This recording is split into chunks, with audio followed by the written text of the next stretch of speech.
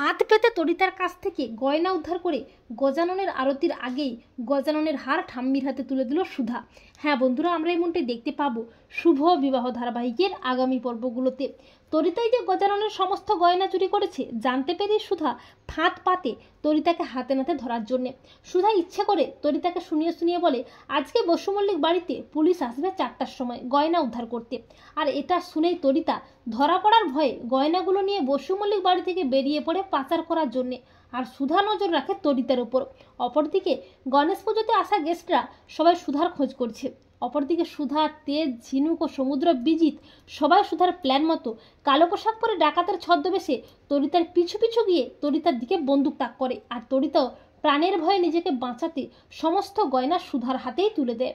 এরপর অপরদিকে যখন সবাই মিলে বসু মল্লিক বাড়ির দিকে আঙুল তুলতে থাকে সুধা আসছে না বলে, আর ঠিক তখনই গজাননের সন্ধ্যা আরতির আগেই গজাননের হার উদ্ধার করে ঠাম্মির হাতে তুলে দিয়ে বলে, এই নাও ঠাম্মি, তোমার কথা আমি রেখেছি।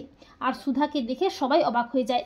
এরপর ঠাম্মির কথায় সুধা নিজের হাতে গজাননের হার পরিয়ে গজাননের আরতি শুরু করে। তো বন্ধুরা, তোমরা এটাই চাও তো যে সুধা যেন তরিতার কাছ থেকে গয়না উদ্ধার করে তরিতার মুখোশটা খুলে দেয় ঠাম্মির সামনে?